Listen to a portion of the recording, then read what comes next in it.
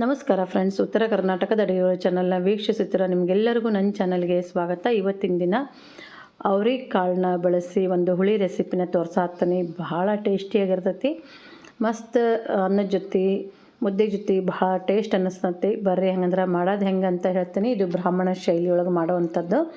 ಈರುಳ್ಳಿ ಆಗಲಿ ಬೆಳ್ಳುಳ್ಳಿ ಆಗಲಿ ಯಾವುದನ್ನು ಹಾಕಲ್ಲ. ಮೊದಲಿಗೆ ಒಂದು ಕುಕ್ಕರ್ಗೆ ನಾನು ಇಲ್ಲಿ ಅವರೆಕಾಳನ್ನ ಹಿದಕಿ ಇಟ್ಕೊಂಡೇನಿ. ಅಂದರೆ ಹಿದಕಿದ ಬೇಳೆ ಅಂತ ಹೇಳ್ತಾರಲ್ಲ ಆ ಥರ ಅವರೆಕಾಳನ್ನ ಒಂದು ಸಲ ರಾತ್ರಿನ ಸುಲಿದು ರಾತ್ರಿನ ನೆನೆಸಿಟ್ಟಿರ್ತೀನಿ. ಅಂದ್ರೆ ಮರನೇ ದಿನ ಅವನ್ನ ಹಿಚಕಿದಾಗ ಮೇಲಿನ ಸಿಪ್ಪಿ ಸುಲಭವಾಗಿ ಬರ್ತೈತಿ. ಇದು ಒಂದು ಕಪ್ನಷ್ಟು ತೊಗೊಂಡಿದ್ದೆ. ಇದಕ್ಕೆ ನಿಮ್ಗೆ ಇಷ್ಟ ಆಗಿರೋಂಥ ತರಕಾರಿಗಳನ್ನು ಸೇರಿಸ್ಕೊಳ್ರಿ. ನಾನಿಲ್ಲಿ ಸೀಮೆ ಬದ್ನೆಕಾಯಿ, ಕ್ಯಾರೆಟು, ಬೀನ್ಸು ಹಾಕ್ಕೊಂಡೇನಿ. ಮೇಲೆ ಒಂದು ಟೊಮೆಟೊನೂ ಹಾಕ್ಕೊಂಡೇನಿ. ಇವಿಷ್ಟನ್ನು ಹಾಕ್ಕೊಂಡು ಅದಕ್ಕೆ ಸಾಕಾಗುವಷ್ಟು ನೀರು ಹಾಕ್ಕೊಂಡು ಇದನ್ನ ಒಂದು 3ರಿಂದ 4 ಸೀಟಿ ಕೂಗಿಸ್ಕೊಳ್ರಿ. ಕಾಳನ್ನ ನಾವು ಹಿಚಕಿದಿಟ್ಟಿರ್ತೀವಲ್ಲ ಅದಕ್ಕೆ ಅವು ಜಲ್ದಿನೇ ಬೇಯ್ತವೆ. ಜಾಸ್ತಿ ಟೈಮ್ ಏನು ತೊಗೊಳ್ಳೋದಿಲ್ಲ. ಈಗ ನಾನಿಲ್ಲಿ ಒಂದು 2 ಸೀಟಿ ಕೂಗಿಸಿಟ್ಕೊಂಡಿದ್ದೆ. ಕಾಳು ಸರಿಯಾಗಿ ಬೆಂದವ. ನಾನೀಗೇನು ಮಾಡ್ತೀನಿ ಅಂತಂದ್ರೆ ಇದನ್ನ ಕಾಳನ್ನ ಒಂದು ಪಾತ್ರೆಗೆ ಹಾಕ್ಕೊಳ್ತೀನಿ. ಸರಿಯಾಗಿ ಬೆಂದಿರೋ ಒಂದು ಕಾಳು ಮತ್ತು ತರಕಾರಿನ ಬೇರೆ ಒಂದು ಪಾತ್ರೆಗೆ ಹಾಕ್ಕೊಂಡು ಈಗ ಹುಳಿ ರೆಡಿ ಮಾಡ್ಕೊಳ್ಳೋಣ. ಈ ಹುಳಿ ಮುದ್ದೆ ಜೊತೆನೇ ಚಲೋ ಅನಿಸುತ್ತೆ. ಬಿಸಿ ಬಿಸಿ ಅನ್ನದ ಜೊತೆ ತುಪ್ಪ ಹಾಕ್ಕೊಂಡು ಈ ಹುಳಿ ಹಾಕ್ಕೊಂಡು ತಿನ್ನೋದ್ರಿಂದ ಭಾಳ ಟೇಸ್ಟ್ ಅನ್ನಿಸ್ತೈತಿ. ನೀವು ಒಮ್ಮೆ ಹಿಂಗೆ ಸಿಂಪಲ್ಲಾಗಿ ಈ ಒಂದು ಹುಳಿನ ಟ್ರೈ ಮಾಡಿ ನೋಡಿರಿ. ಇದಕ್ಕೆ ಒಂದು ಸ್ವಲ್ಪ ಹುಳಿ ಹಾಕ್ಕೊಳ್ತೀನಿ. ಹುಣಸೆ ಹಣ್ಣಿನ ಹುಳಿ, ಒಂದು ಸಣ್ಣ ಲಿಂಬೆಹಣ್ಣಿನ ಗಾತ್ರದಷ್ಟು ಹುಣಸೆ ಹಣ್ಣನ್ನು ನೀರನ್ನ ನೆನೆಸಿಟ್ಕೊಂಡಿದ್ದೆ. ಉಪ್ಪು ಹಾಕ್ಕೊಳ್ತೀನಿ. ರುಚಿಗೆ ಬೇಕಾಗುವಷ್ಟು ಉಪ್ಪು ಸೇರಿಸ್ಕೊಳ್ರಿ. ಇದು ಉಪ್ಪು ಒಂಚೂರು ಕಪ್ಪು ಐತು ಉಪ್ಪು, ಅದು ಇದು ಈ ಸಮುದ್ರದ ಉಪ್ಪು ಅಂತ ಹೇಳ್ತಾರಲ್ಲ ಅದು ಹಳಕ್ಕೆ ಉಪ್ಪನ, ಆದರೆ ಇದು ಒಂಚೂರು ಕಪ್ಪು ಇರ್ತೈತಿ. ನೀವು ನೋಡ್ಬೋದು ಈ ಕಲರ್ನಾಗಿರ್ತೈತಿ. ಇದು ಆರೋಗ್ಯಕ್ಕೆ ಭಾಳ ಒಳ್ಳೇದು ಅಂಥೇಳಿ ನಾನು ಇದನ್ನ ಈಗ ಉಪಯೋಗಿಸಾಕತ್ತೀನಿ. ಮೊದಲೆಲ್ಲ ಬಿಳಿ ಹರಳು ಉಪ್ಪು ಉಪಯೋಗಿಸಿದ್ದೆ. ಈಗ ಇದನ್ನ ತರಾತೀನಿ. ಇದು ರುಚಿ ಅಂತ ಅನಿಸ್ತೈತಿ.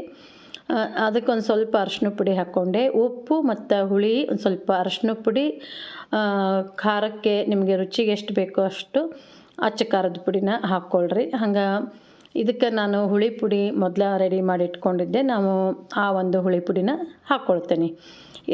ಇದಕ್ಕೆ ಬೇಕಾಗುವಷ್ಟು ನೀರನ್ನು ಸೇರಿಸ್ಕೊಳ್ರಿ.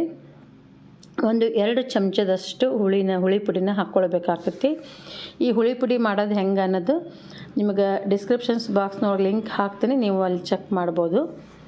ಈಗ ಒಂದು ಸ್ವಲ್ಪ ಕಾಯಿ ತುರಿನೂ ಹಾಕ್ಕೊಳ್ತೀನಿ.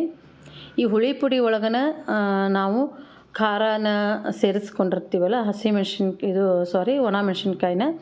ನಿಮಗೆ ಖಾರ ಬೇಕಿದ್ರೆ ಹಾಕ್ಕೊಳ್ರಿ, ಇಲ್ಲಾಂದ್ರೆ ಹಾಕದೇ ಇದ್ದರೂ ನಡೀತೈತಿ. ನಾನೊಂದು ಸ್ವಲ್ಪ ಖಾರನೂ ಹಾಕಿದ್ದೆ, ಹಂಗೆ ಹುಳಿ ಪುಡಿನೂ ಹಾಕ್ಕೊಳತ್ತೆ ನೋಡಿರಿ. ಒಂದು 2 ಚಮಚದಷ್ಟು ಹುಳಿ ಬ್ಯಾಲೆನ್ಸ್ ಆಗಲಿ ಅಂತ ಒಂದು ಸ್ವಲ್ಪ ಬೆಲ್ಲನೂ ಹಾಕೇನಿ.